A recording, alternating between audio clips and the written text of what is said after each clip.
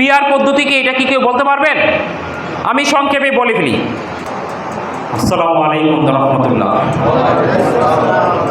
নাহমাদুহু ওয়া নুসাল্লি আলা রাসূলিল কারীম, আম্মা বা'দ।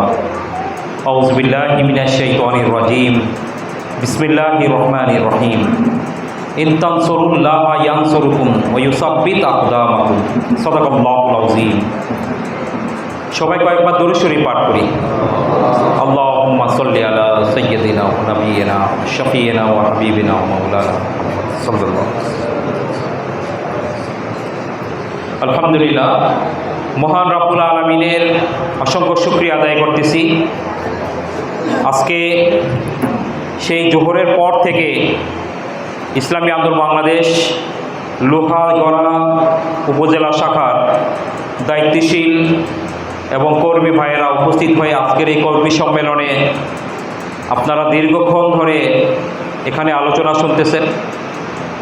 আজকের আমাদের এই অনুষ্ঠানে নড়াইল জেলার সম্মানিত সভাপতি সহ সিনিয়র সহসভাপতি এবং অন্যান্য দায়িত্বশীল ছাড়াও বিশেষ মেহমান হিসাবে আমাদের সামনে আছেন ইসলামী আন্দোলন বাংলাদেশ ঢাকা মহানগর উত্তরের সম্মানিত অ্যাসিস্ট্যান্ট সেক্রেটারি, সাতক্ষীরা শ্যামনগর কালীগঞ্জ আসনের সম্ভাব্য এমপি পদপ্রার্থী জননেতা মুস্তফা মামুন আমাদের মাঝে উপস্থিত আছেন। উপস্থিত লোহাগড়া উপজেলার দায়িত্বশীল বৃন্দ, ছাত্র যুব শ্রমিক সহ বামুক সহ অন্যান্য সহযোগী সংগঠনের দায়িত্বশীল বৃন্দ এবং সামনে উপবিষ্ট আমার প্রিয় ভাইয়েরা, আল্লাহ তাআলার কাছে শুকরিয়া আদায় করতেছি যে আল্লাহ তাআলা তার দ্বীনের প্রতিষ্ঠার জন্য এক মহতি ফিকিরে আমাদেরকে আজকে জোহর থেকে এই পর্যন্ত আমাদেরকে এখানে বসিয়ে রাখছেন। কি আমাদের জন্য এটা সৌভাগ্যের আলামত না? প্রিয় ভাইয়েরা, আজকে বাংলাদেশের অবস্থা আমরা সবাই জানি। বিগত 54 বছর যেই 71 সালের একটা রক্তক্ষয়ী অধ্যায়ের মাধ্যমে আমাদের দেশ আমরা স্বাধীনতা অর্জন করলাম, কিন্তু এতদিন পরে পর্যবেক্ষণের পরে আমরা দেখি যে আমরা লাল সবুজের সন্নিবেশে একটা পতাকাই শুধু পেলাম, একটা সীমানা পেলাম। কিন্তু এই দেশের ভিতরে থেকে মুসলমানরা তাদের তাহজিব তমুদ্দন ঠিক রেখে, আমল আখলাক ঠিক রেখে চলবে, এই স্বাধীনতা মুসলমানরা অর্জন করে নাই। বিগত আমলে যারা বাংলাদেশের সরকার হয়ে ক্ষমতায় বসেছিলেন, একটা সরকার কিভাবে গঠিত হয়? জনগণের সমর্থনে, তাই না? তারা বলতো যে জনগণের সমর্থনে, তারা বলতো জনগণ সকল ক্ষমতার উৎস, জনগণের ক্ষমতায় তারা ক্ষমতায় বসছে। আমরা তাদের এই কথায় দ্বিমত করলেও ঠিক আছে, তুমি জনগণের ক্ষমতায় বসলা, কিন্তু এরা ক্ষমতায় বসে কি করলো? জনগণ যাতে ভোট না দিতে পারে এই ভোটের প্রয়োগটা তারা বন্ধ করে দিল। তারা ডামি নির্বাচন, তারা সেই বিনা ভোটের নির্বাচন করলো। তারা মধ্যরাতের নির্বাচন বিশ্বকে দেখাইল। তারা ডামি প্রার্থী দিয়ে নির্বাচন করে এই 24 জানুয়ারি 7 তারিখে নির্বাচন করলো, ঠিক না? এইভাবে একটা সরকার গঠন করে ছলে বলে কৌশলে ক্ষমতা থাকার উদ্দেশ্য কি? তারা বাংলাদেশের মানুষকে একরাশ ঋণের বোঝা চাপিয়ে দিল, দারিদ্রতার মধ্যে ডুবিয়ে দিয়ে গেল। আর তারা সবাই আঙ্গুল ফুলে কলা গাছ, মালয়েশিয়ায়, দুবাইয়ে, কানাডায় তারা বেগম পাড়া তৈরি করল। বিগত 15 বছরে বাংলাদেশ থেকে প্রায় 30 লক্ষ কোটি টাকা বাংলাদেশ থেকে তারা পাচার করল। এটাও আমরা এদেশের জনগণ, আমরা এই জায়গায় হাত দেই নাই, কিন্তু তারা আমাদের উপর কোন জিনিস চাপিয়ে দিয়ে গেল? আমাদের ট্যাক্সের পয়সায়, মাইকটা একটু কমিয়ে দিলে মনে ভালো হয়, আমাদের ট্যাক্সের পয়সায় আমাদের সন্তানদেরকে প্রাইমারি স্কুলে, হাই স্কুলে বই পড়ানো হবে, কিন্তু সেই পাঠ্যপুস্তকে কি নিয়ে আসলো? যত রকমের লজ্জাজনক জিনিসপত্র তারা বই পুস্তকের আবরণে তারা আমাদের ছেলে সন্তানদের উপরে চাপাই দিল। নারীর যত গোপন জিনিস শিশু বাচ্চারা পড়বে, কিভাবে পরকীয়া করতে হয়, কিভাবে অশ্লীলতা শিখতে হয় সেটা আমাদের পাঠ্যপুস্তকে চাপিয়ে দিল। আর অপরদিকে আমরা কি দেখলাম, আপনি কোথাও মাহফিল করবেন, প্রশাসনের বিধিনিষেধ, অমুক আলেমদেরকে ধরে নিয়ে জেলখানা রেখে দিল, তারপরে এটা করা যাবে না। এইভাবে সাধারণ মানুষ ধর্মকর্ম পালন করবে এর কোনো ব্যবস্থা তারা রাখলো না।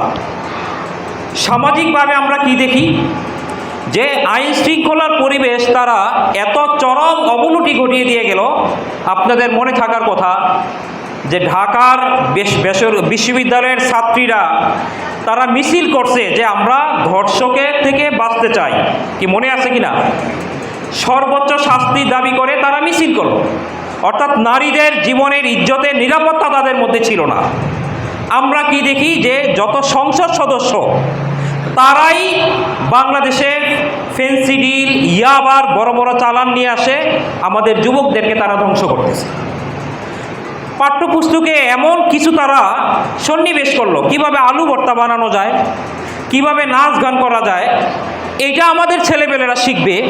কিন্তু কিভাবে বিজ্ঞানী হওয়া যায়, কিভাবে একটা নতুন ইনোভেটিভ কাজ করা যায়, এইটা আমাদের ছেলেরা যাতে না শিখতে পারে পাঠ্যপুস্তকে সেরকম বন্ধা বানায় ফেলল। আল্লাহর অশেষ মেহেরবানিতে আল্লাহ তাআলা আমাদেরকে এই জঞ্জাল থেকে, এই আপদ থেকে আল্লাহ তাআলা উদ্ধার করছেন। প্রিয় ভাইরা, এখন সামনে আমাদের একটা সুযোগ চলে এসেছে। আমি এই সামনের আলোচনায় যাওয়ার পূর্বেই জানতে চাই, এই যে ফ্যাসিস্ট নামক এই আওয়ামী সরকার বাংলাদেশ থেকে যে বিদায় হলো, এই বিদায়টা 5ই আগস্ট 2024 সে যে বিদায় নিবে, আপনারা কেউ বলেন তো, আপনারা 4 তারিখে কেউ এটা কল্পনা করছেন? কেউই কল্পনা করেন নাই। তাহলে আমরা বলতে চাই, এটার জন্য আমরা আল্লাহর শুকরিয়া আদায় করি। আল্লাহ এককভাবেই আমাদেরকে এই বিজয় দান করছেন, ঠিক কিনা? এখন বিজয় পাওয়ার পরে আল্লাহ তাআলার হুকুম কি? লাইন শাকারতুম লা আযীদান্নাকুম, তাই না? ওলা ইন কাফারতুম ইন্না আযাবি লাশাদীদ। অর্থাৎ নেয়ামতের শুকরিয়া আদায় করলে আল্লাহ তাআলা নেয়ামত আরও বাড়ায় দেন, আর নাশুকরি করলে আল্লাহ নেয়ামত ছিনায় দেন, ঠিক কিনা? এখন আমাদের দেশে একটা সুযোগ চলে আসছে, সব জায়গায় একটা কথা শোনা যাচ্ছে যে আগামীতে বাংলাদেশের সরকার হবে ইসলামের সরকার, ঠিক কিনা? তো এই সরকারের জন্য আমাদের সকলেরই পরিশ্রম করার দরকার আছে না? আল্লাহ তাআলা এখন একটা সুযোগ তৈরি করে দিয়েছেন, কিন্তু আমরা যদি এই সুযোগের উপযুক্ত সদ্ব্যবহার না করি তাহলে কিন্তু আমরা আল্লাহর কাছে দায়ী থাকব। এই উপযুক্ত সদ্ব্যবহারটা কি? পীর সাহেব চরমোনাই ঘোষণা করছেন, সারা বাংলাদেশে ইসলামের এক বাক্স থাকবে।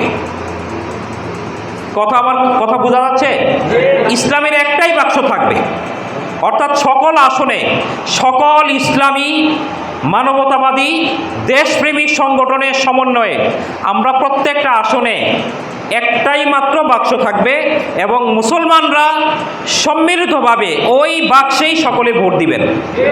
আশা করা যায় যদি আমরা এই পরিকল্পনায় আমরা বাস্তবায়িত হতে পারি তাহলে ইনশাল্লাহ আগামীতে বাংলাদেশে ইসলামী সরকার প্রতিষ্ঠিত হবে। পীর সাহেব চরমোনাই এটার জন্য আরেকটা ফর্মুলা আমাদেরকে দিয়ে গেছে। আজকে বাংলাদেশে থেকে ফ্যাসিস্ট হাসিনা পালায় গেছে, কিন্তু তার দোসররা সবাই হয়তো পালায় নাই, তাই না? এই 2-3 দিন আগে আপনাদের পাশে এই প্রমাণ আবার আপনারা পাইছেন না? তাহলে আপনাদের মনে রাখতে হবে, আপনাদের সতর্ক থাকতে হবে, মাঠে সক্রিয় থাকতে হবে। যদি আপনারা ঘুমিয়ে যান, আমরা যদি ঘুমায়ে যাই, তাইলে হয়তো এই পতিত ফ্যাসিস্ট আবার আমাদের উপরে হামলা করবে, সবল মারবে। তাহলে প্রথম কথা হলো আমাদের সজাগ থাকতে হবে। দ্বিতীয় হলো মাঠে ময়দানে কতিপয় রাজনৈতিক দল যারা ইতিপূর্বে বাংলাদেশকে দুর্নীতির সেই আকণ্ঠ নিমজ্জিত করে ফেলেছিল বাংলাদেশকে, যাদের আমলে বাংলাদেশ সারা পৃথিবীতে দুর্নীতির শীর্ষস্থান যারা দখল করাইছিল আমাদেরকে, তারা আজকে নির্বাচনের তাড়াহুড়া, কিভাবে তাড়াতাড়ি নির্বাচন করা যায়, অথচ এই জুলাই বিপ্লবের ছাত্র জনতার অভ্যুত্থানের মাধ্যমে হাজারো জীবনের বিনিময়ে যে আমরা বিজয় পেয়েছি, সেই ছাত্র জনতার কণ্ঠস্বর ছিল, যারা যেই পদ্ধতির কারণে বাংলাদেশের নির্বাচন ব্যবস্থা নষ্ট হয়ে গেছে, এই পদ্ধতিটাকে পরিবর্তন করতে হবে। যেই নির্বাচন পদ্ধতির মাধ্যমে এদেশে ফ্যাসিস্ট সরকারে আসতে পারে অথবা সরকার ফ্যাসিস্টে পরিণত হয়, সেই পদ্ধতি পরিবর্তন করতে হবে। সেই পদ্ধতিটার নাম কি? পিআর। আপনারা সবাই জানেন পিআর পদ্ধতি কি, এটা কি কেউ বলতে পারবেন? আমি সংক্ষেপে বলে ফেলি।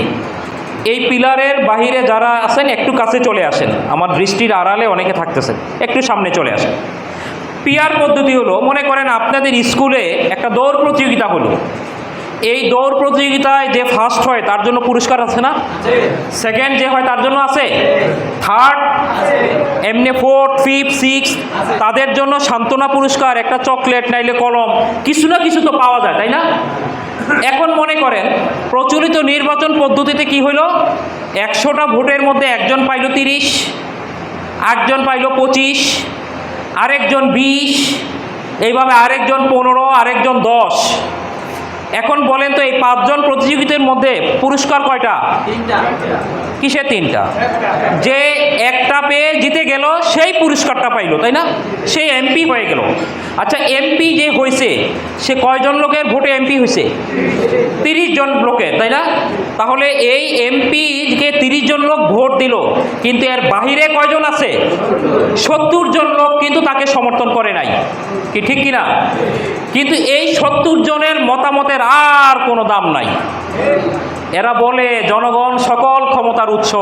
এখন দেখছেন কেমন একটা ফাঁকি, 70 জন জনগণ তাকে সমর্থন করে নাই, অথচ সে 30 জনের জনগণের ভোটে ক্ষমতা পাইয়া সে 70 জনকে পরবর্তী 5 বছর কি করে, কি উপহার দেয়? হামলা, মামলা, খুন, গুম, চাঁদাবাজির মামলায় ঢুকাই দেওয়া, চাঁদা না দিলে ব্যবসা করতে পারবা না। এই ঘটনাই তো বাংলাদেশে ইতিপূর্বে ঘটে আসছে, তাই না? তাহলে দেখা গেল 30 জনের ভোটে সে ক্ষমতায় আসলো, কিন্তু পরবর্তীতে দেখা গেল এই 30 জনও তাকে আর সমর্থন করে না। কেন? এরা জনগণকে শোষণ করে। তখন দেখা গেল যে আস্তে আস্তে এদের জনসমর্থন কমতেছে। তার মানে 70-এর জায়গায় 80, 85% লোক তাদেরকে সমর্থন করে নাই, কিন্তু তারা অল্প কয়েকটা ভোটে ক্ষমতায় জিতে বাকি 70, 75, 80 জন লোককে এরা কোনো রকমের তোয়াক্কা এরা করে না। আমরা ইতিপূর্বে বলে থাকতাম যে না জিতলে ভোটটা পচে গেছে। এটা অনেকে বলতো না যে চরমনাই হুজুরকে ভোট দিলে হাত পাখায় ভোট দিয়া ভোটটা পচাবো নাকি, কি এটা আগে বলছে না মানুষ?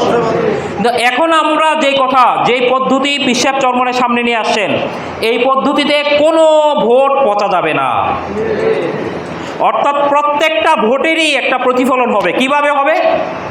যেই দল 20-30% সংসদ পাইছে সে 30% আসন লাভ করবে সংসদে, ঠিক কিনা?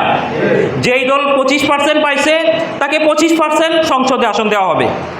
এইভাবে করে একদম তলানিতে যেই দল 1% ভোট পাইছে তাকে 1% আমরা আসন সংসদে আমরা দেওয়ার প্রস্তাব করতেছি।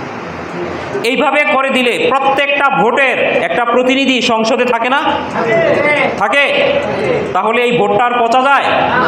আর সংসদে যদি মনে করেন সকল রাজনৈতিক দলের, সকল ইসলামী দলের, সকল দেশপ্রেমিক দলের প্রতিনিধি থাকে, তখন আর এই একতরফা কেউ কোনো কিছু করতে পারবে? অথচ ইতিপূর্বে কি হয়েছে, সে 35% ভোট পাইছে, 35% ভোটে বা 30% ভোটে 30% আসন হয়, অথবা 40% ভোটে 40% আসন হয়। 40% আসন বাংলাদেশে কয়টা? 120টা, তাই না? কিন্তু দেখা গেল তারা আসন পাইয়া গেছে 210টা। অর্থাৎ তুমি ভোট পাইবা 40%, কিন্তু সিস্টেম কইরা তারা 70% আসন নিয়ে যাবে। এখনও এই ধরনের তথাকথিত দলগুলা ঠিক এই পদ্ধতিতে ক্ষমতায় যাওয়ার জন্য এরা আমাদের বিরুদ্ধে কথা ছড়ায় কি, পীর সাহেব চরমনাই ভারতের দালাল। এই পিআর পদ্ধতি হলে আওয়ামী লীগ ক্ষমতায় চলে আসবে। আপনারা একটু ঠান্ডাভাবে বলেন, আওয়ামী লীগের এখন প্রতীক আর আছে? নিষিদ্ধ হয়ে গেছে না? তাহলে সে প্রতীক নিয়ে নির্বাচন করতে পারবে? তাহলে বোঝা গেল পিআর পদ্ধতি হলে আওয়ামী লীগ আর আসতে পারবে না। কিন্তু প্রচলিত পদ্ধতিতে যদি নির্বাচন হয়, আওয়ামী লীগের নৌকা নাই, কিন্তু তাদের একজন কি করলো, স্বতন্ত্র দাঁড়ায় গেল। কি এই দাঁড়ানোর সুযোগটা আছে না? এখন আওয়ামী লীগের হাতে পয়সা আছে না? তাদের সন্ত্রাসী গোষ্ঠী আছে কি না? আবার মনে করেন এরা দেখলো ইসলামী দলগুলা সব এক হয়ে গেছে, তখন এই নৌকা ধানের শীষ যদি সব এক হয়ে যায় তলে তলে, তাহলে ব্যাপারটা বুঝতে পারছেন? এই 151টা স্বতন্ত্র যদি এরা দখল করে ফেলে, তখন আপনার আমার কি অবস্থা হবে? একেবারেই দ্বিগুণ তিগুণ তেজে এরা বাংলাদেশের উপর ঝাঁপায় পড়বে না? তাহলে মূলত যারা এই কথাটা বলে পিআর পদ্ধতি আসলে আওয়ামী লীগ বাংলাদেশে ফিরে আসবে, মূলত এরাই হলো ভারতের দালাল। এরা ভারতের কাছ থেকে এজেন্ডা নিয়ে আসছে যে ছলে বলে কৌশলে পিআর হইতে দেওয়া যাবে না, আর আওয়ামী লীগকে ক্ষমতায় আনতে হবে। উদ্দেশ্য এদের খারাপ। তো এই কারণে আমি বলবো যে ভাই, আমাদেরকে সতর্ক থাকতে হবে। আজকে আল্লাহ তাআলা আমাদেরকে একটা বিজয় দিয়েছেন, আমরা যদি এইটা মনে করি যে না আমরা তো ক্ষমতায় চলেই গেছি, না না ভাই, ভুল করা যাবে না। সামনে পথ এখনো অনেক বাকি। এ কারণে আমি সবার কাছে আজকে এই পরন্ত বেলায়, মাগরিবের এই পরন্ত বেলায় আপনাদের কাছে অনুরোধ করব যে আপনারা সবাই ইসলামের বিজয় সূচিত হওয়ার আগ পর্যন্ত মাঠে ময়দানে সক্রিয়ভাবে কাজ করবেন। কারা কারা কাজ করবেন একটু হাত তোলেন। আমি আরও জানতে চাই, শুধু আপনি কাজ করবেন না মহিলা অঙ্গনে কাজ করার জন্য আপনার ঘরণীকেও নামাবেন? আমাদের মহিলাদেরকেও বলবেন তো? তো আপনি একা কাজ করবেন না পকেটও ব্যবহার করবেন? জান এবং মাল দিয়ে। আল্লাহ তাআলা মুসলমানদের কাছে এইটাই চাইছেন যে আমওয়ালুকুম ওয়া আনফুসাকুম, তুমি তোমার জান ব্যয় করবা, তুমি তোমার মাল ব্যয় করবা। যদি আমরা এইভাবে ঐক্যবদ্ধ থাকি, অটুট থাকি, তাহলে আল্লাহর পক্ষ থেকে সুসংবাদ আছে। আমার নবী সাল্লাল্লাহু আলাইহি ওয়াসাল্লাম সুসংবাদ দিয়েছেন, যদি এ দেশে ইসলামী সরকার প্রতিষ্ঠা হয়, আপনি দেখবেন যে দেশটা কত সুন্দর হয়ে যাবে। আজকে আফগানিস্তানে বেশি সম্পদ আছে না বাংলাদেশে বেশি সম্পদ? বাংলাদেশে আপনি জমিনে কিছু ফালাইলেই ফসল হয়, অথচ ওই দেশে এরকম ফসলি জমিনই নাই। আপনাদের খোদ এই নড়াইল জেলায় যতগুলো চাষের জমি, হয়তো বা পুরো আফগানিস্তানে এরকম চাষের জমি নাই। কিন্তু দেখেন, এই আফগানিস্তানে একটা ইসলামী সরকার আসার পরে শুধুমাত্র এরা দুর্নীতিটা বন্ধ করছে। এদের অর্থনীতি এখন কি বাংলাদেশের চেয়ে ভালো না খারাপ? আমাদের দেশে 123 টাকায় নাকি $1, আর আফগানিস্তানে 68 টাকা দিয়ে 68 আফগানিতে $1। তাহলে অর্থনীতি কারটা বেশি শক্তিশালী, বাংলাদেশ না আফগানিস্তান? তাহলে দেখেন, আমরা এদেশে আপনাদের কাছে পরিষ্কার বলতে চাই, যদি এদেশে ইসলামী সরকার প্রতিষ্ঠিত হয়, আমরা যদি বিদেশের কোনো সহযোগিতা আমাদের দরকার নাই, বরং আমরাই তখন তা বিদেশকে সহযোগিতা করতে পারবো ইনশাআল্লাহ। আমাদের দেশে শুধু দুর্নীতি বন্ধ হলে এই বিদ্যুতের খরচ এখন আপনারা যা দেন তার অর্ধেক নেমে যাবে। শুধু দুর্নীতি বন্ধ হলে এখন আপনারা খাদ্যশস্য যেই মূল্যে কিনেন তার 3/1 মূল্য কমে যাবে। শুধুমাত্র দুর্নীতি বন্ধ হলে মানুষের জীবনযাত্রার ব্যয় এখন যা আছে তার থেকে প্রায় 3/1 তার সেভ হয়ে যাবে। তো প্রিয় ভাইরা, সুতরাং আজকে যারা ক্ষমতায় যেতে চায় তারা এত হন্যে হয়ে গেছে কেন? মূলত এরা সবাই দুর্নীতিবাজ। এদের সকলেরই লক্ষ্য বাংলাদেশের সম্পদকে কিভাবে লুটপাট করা যায়। তো প্রিয় ভাইরা, মনে রাখতে হবে এই দেশ আমাদের, এই দেশের যে বাজেটের অর্থ এটাও আমার আপনার পকেট থেকেই যায়। সুতরাং আমরা যদি চাই যে এদেশটা শান্তিপূর্ণ একটা দেশ হোক, জনমানুষের নিরাপত্তাপূর্ণ একটা দেশ হোক, তাহলে আমি বলবো মুসলমানের কাছে আল্লাহ তাআলা যেই হুকুম দিছেন যে আকিমুদ্দিন, নামাজ আদায় করা আমাদের জন্য যেরকম হুকুম, দিনকে প্রতিষ্ঠা করার জন্য চেষ্টা করা আমাদের জন্য একই রকমের একটা হুকুম।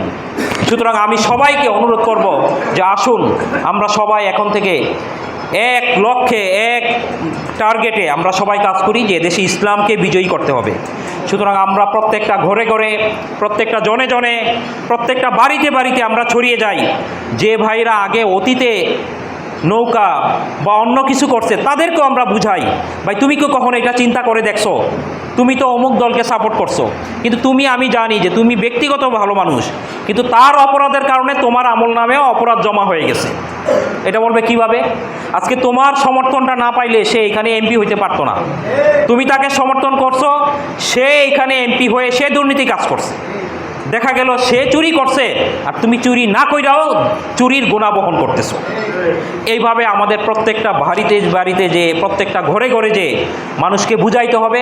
আমাদের উপরে যে 3 সবকের যে আমাদের টার্গেট রয়েছে আমাদের আমিরের পক্ষ থেকে, আপনারা সবাই এই ব্যাপারে এখন থেকেই কাজে নেমে যাবেন। যদি আমরা সক্রিয় থাকি, আমরা যদি ওয়াদাবদ্ধ থাকি, আমরা যদি চাই যে এদেশে ইসলাম বিজয়ী হোক আন্তরিকভাবে, ইনশাআল্লাহ অবশ্যই আল্লাহ তাআলা আমাদেরকে বিজয় দিবেন। এই 24-এর বিপ্লবের পরে এই সম্ভাবনা এখন অনেক প্রকট হয়ে গেছে। অনেকেই বলে বাংলাদেশে এখন সবচাইতে জনপ্রিয় নেতা হলো পীর সাহেব চরমোনাই। সুতরাং আমরা আপনাদের কাছে আহ্বান করব, পীর সাহেব চরমোনাই যখন সবচেয়ে জনপ্রিয়, ওনার তৃণমূল যদি দুর্বল থাকে তাহলে কি এটা মানানসই হয়? তাহলে আমাদের আমির আমাদের কাছে এই নির্দেশনায় 28 তারিখের মহাসমাবেশের পরে দিয়ে দিছেন। আপনাদের মনে আছে কিনা যে সবাই এলাকায় ফেরত যে এখন ভোটারদের ঘরে ঘরে পৌঁছায় যান, কি মনে আছে? কি আপনাদের মনে নেই? সুতরাং আপনাদের কাছে আহ্বান থাকবে যে আপনারাও এখন থেকে ভোটারদের কাছে কাছে পৌঁছে যান, তাদেরকে অনুরোধ করেন, আহ্বান করেন যে ইসলামের পক্ষে থাকলে এখানে সওয়াব আছে, ইসলামের পক্ষে থাকলেই বাংলাদেশটা সত্যিকার অর্থে একটা সুন্দর বাংলাদেশ হবে। তো আমি আমার আর কথা দীর্ঘায়িত করব না। ইনশাআল্লাহ মাগরিব নামাজ হবে, নামাজের পরে যদি আল্লাহ কবুল করেন আবারও কিছু আলোচনা করব। আপনারা সবাই এখানে বসবেন আর আল্লাহ তাআলা আমাদের সবাইকে যেন আল্লাহর জমিনে আল্লাহর দ্বীনকে প্রতিষ্ঠা করার লক্ষ্যে আমাদের জান মাল সব কিছু দিয়ে আমরা আল্লাহ তাআলার কাছে নিজেদেরকে পেশ করব। আল্লাহ তাআলার কাছে দোয়া করি যেন আল্লাহ তাআলা আমাদের এই প্রচেষ্টাকে আল্লাহ তাআলা কবুল করে নিন। ওমা তৌফিক ইল্লা বিল্লাহ। আসসালামু আলাইকুম ওয়া রাহমাতুল্লাহ।